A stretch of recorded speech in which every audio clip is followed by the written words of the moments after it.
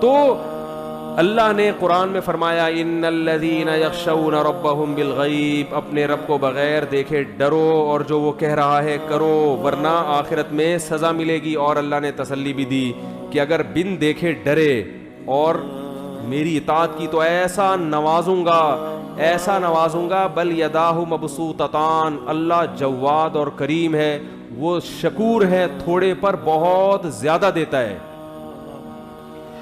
تھوڑے پر بہت زیادہ۔ جن کی سمجھ میں یہ بات آ گئی نا وہ آروں سے کٹ گئے، جن کو یقین ہو گیا وہ آروں سے کٹ گئے۔ خباب ابن ارت رضی اللہ تعالی عنہ کو آگ کے انگاروں پہ لٹایا جاتا تھا تو ان کے کمر پہ نا کھڈے پڑ گئے تھے۔ ایک دفعہ رسول اللہ صلی اللہ علیہ وسلم کے پاس آئے، عرض کیا یا رسول اللہ الا تستنصروا لنا، آپ اللہ سے ہمارے لیے مدد کیوں نہیں طلب کرتے؟ ظاہر ہے بیچارے تھک گئے تکلیفوں میں، مدد طلب کریں کہ اللہ کی مدد آئے۔ آپ کہہ رہے ہیں کہ مدد آئے گی، اسلام کو غلبہ ہوگا اور یہ سب ظلم ختم ہوگا، تو کب آئے گی مدد؟ ہم تو تھک چکے ہیں۔ آپ صلی اللہ علیہ وسلم نے فرمایا کان ممن کان قبلکم، تم سے پہلی امتوں میں ایسا ہوتا تھا، یؤخذ الرجل، ایک شخص کو لایا جاتا بادشاہ کے دربار میں، فیصرف عن دینہ، اور اس کو مجبور کیا جاتا کہ وہ اپنے دین سے پھر جائے، فیؤتی بالمنشار، وہ دین سے نہیں پھرتا تو آرا لایا جاتا، فیحفر لہ، اور اس کے لیے زمین میں گڑھا کھودا جاتا، اس گڑھے میں اس کو آدھا دفن کر کے مٹی بھر دی جاتی اور پھر آرا اس کے سر پہ چلا دیا جاتا، ولا یصدہ ذلک عن دینی، یہ چیز اس کو اپنے دین سے نہیں روکتی تھی، کٹ جاتا۔ کوئی بات نہیں، جب اجر کس نے دینا ہے؟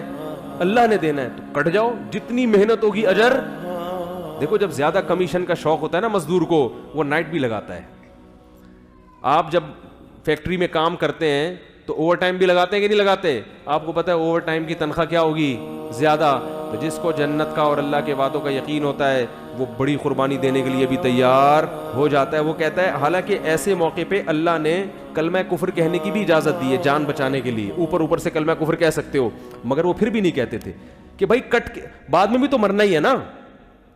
دیکھو جس شخص کے ساتھ بنی اسرائیل کے جس شخص نے یہ قربانی دی اور کٹ کے چیرے لگ گئے اس کے، اگر وہ زندہ رہتا اور کفر کا کلمہ کہہ دیتا، ٹھیک ہے اللہ معاف کر دیتے، کیونکہ قتل کی مجبوری سے اس نے کفر کہا ہے، اوپر سے کہا ہے، دل میں نہیں ہے، لیکن آج وہ دنیا میں ہوتا۔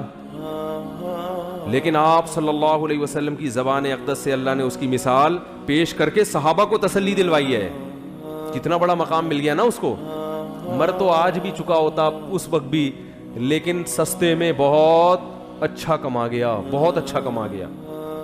تو میرے بھائی جس کو یقین آ جاتا ہے وہ پھر ان سیکولر اور لبرل لوگوں کی باتوں میں نہیں آتا، چاہے وہ مرد ہو یا عورت ہو۔ کہتے ہیں بھائی جو اللہ کا حکم ہے اس کو فالو کروں گا، کیونکہ نوازے گا کون، اس پہ دے گا کون ہمیں؟ اللہ دے گا۔ اور ومن اصدق من اللہ قیلا، اللہ فرماتے ہیں اللہ سے زیادہ سچی بات کسی کی نہیں ہو سکتی۔